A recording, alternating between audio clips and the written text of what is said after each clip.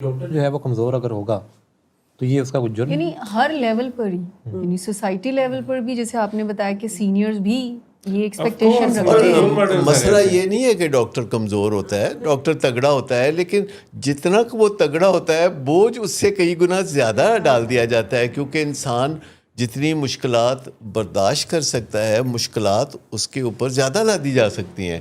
اور کبھی ڈاکٹرز چونکہ 100 سال پہلے بہت کم تعداد میں ہوتے تھے، خاص طور پر پاکستان جیسے ملک میں تو بہت ہی قلت تھی ڈاکٹرز کی، تو اس قلت کے نام پہ ڈاکٹرز کو کہا گیا کہ 25-30 سال 40 سال ذرا زیادہ کام کر لو، پھر ڈاکٹر بننے شروع ہو جائیں گے تو سب ٹھیک ہو جائے گا. لیکن پھر وہ چیزیں لمبی لمبی ڈیوٹیاں، 36 گھنٹے کی ڈیوٹی اور اس کے بعد 12 گھنٹے کا ریسٹ، اور اس میں کہنا ہے کہ کہیں جانا نہیں، آن کال ہو. اچھا، یہ بعد میں ایسا ہوا کہ ڈاکٹرز بہت زیادہ بننے لگے پاکستان میں. آج کی نسبت 50 سال پہلے اتنے ڈاکٹر نہیں بنتے تھے. اب تو میڈیکل کالجز کی تعداد، پرائیویٹ میڈیکل کالجز کی تعداد، اور پھر دوسرے ملکوں سے ڈاکٹر بن کے جو واپس پاکستان آتے ہیں چائنا سے یا ازبکستان سے، تو خاصی بڑی تعداد ہے. لیکن وہ جو پریسیڈنٹس بن چکے ہوئے ہیں کہ ڈاکٹرز کو بہت طویل ڈیوٹیاں دی جائیں گی اور وہ ان کے دماغ کے حفاظتی نظام کو تھکا دیتی ہیں، اور گھر جا کے بھی ڈاکٹر کا ذہن جو ہے اٹکا رہتا ہے اسپتال میں. یعنی جو بھی ایک اچھا ڈاکٹر ہے اور وہ ہسپتال میں بہت ذمہ داریاں اٹھائے ہوئے ہے، تو وہ جب گھر واپس آ جاتا ہے تو وہ اس کا دماغ وہیں اٹکا ہوتا ہے، اور وہ گھر میں ایک بے مزہ انسان کے طور پر دیکھا جاتا ہے بیوی بچوں کی نظر میں. اور وہ اس کی قیمت پھر یہ ہوتی ہے کہ بیوی بچے توجہ دینا چھوڑ دیتے ہیں. تو آپ ڈیوٹیوں کی بات کر رہے ہیں نا، ایک تو آپ کی آفیشیلی ڈیوٹیاں ہیں جو آپ کر رہے ہیں. آپ دیکھیے، آپ کسی سوشل گیدرنگ میں ہوتے ہیں، آپ کسی جو ہے شادی پہ ہوتے ہیں، کسی آپ جنازے پہ ہوتے ہیں، کہیں آپ کسی کی تیمار کرنے کے لیے جاتے ہیں، تو وہاں آپ کو ایز اے ہیومن بینگ نہیں لیا جاتا، آپ کو ایز اے ڈاکٹر لیا جاتا ہے. وہاں بھی آپ سے یہی مشورے کر رہی ہوتا ہے کہ پیٹ آپ شادی بیاہ میں بیٹھے تو وہ اگلا بندہ تہاڈا ہاتھ پھاڑ کے اپنی وکھی چ پا رہا ہوتا ہے کہ چیک کرو ایتھے کی محسوس ہوتا ہے.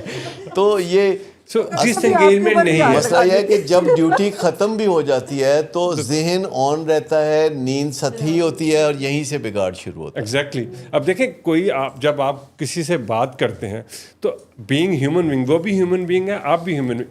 اٹ افیکٹس یو، اور وہ ایموشنلی بھی افیکٹ کرتا ہے، فزیکلی بھی افیکٹ کرتا ہے.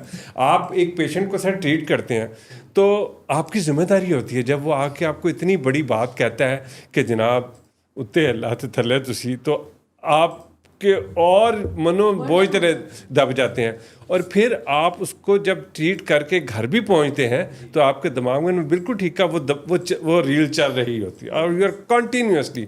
نیند جو قربان ہوتی ہے، یعنی یہ بھی تو محنت کا تصور تو ہے نا اس کے ساتھ، کہ کوئی انسان اگر راتوں کو جاگ کے کوئی کام کر رہا ہے تو محنت ہے. لیکن نیند کی قربانی محنت نہیں ہے، کیونکہ اس سے غلطیوں کی بنیاد پڑتی ہے.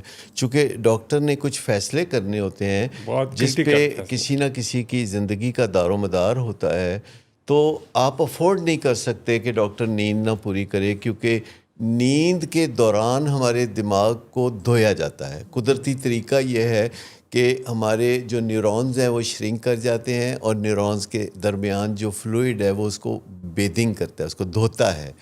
تو ڈاکٹر کو آپ اگر نیند سے محروم کریں گے اور اسے تھکا دیں گے تو اس سے غلط ڈیسیژن ہوں گے، جس کی ساری ذمہ داری اس پہ آئے گی. اور دنیا بھر میں اب آپ کو پتہ ہے کہ ڈاکٹرز جو ہے اس ڈر سے کہ کہیں وہ غلط ڈیسیژن نہ لے وہ ڈیسیژن ہی نہیں لیتے، کیونکہ انہیں اپنی وہ ایک خوف کی کیفیت میں وہ چلے جاتے ہیں. مختلف انویسٹیگیشن کراتے ہیں.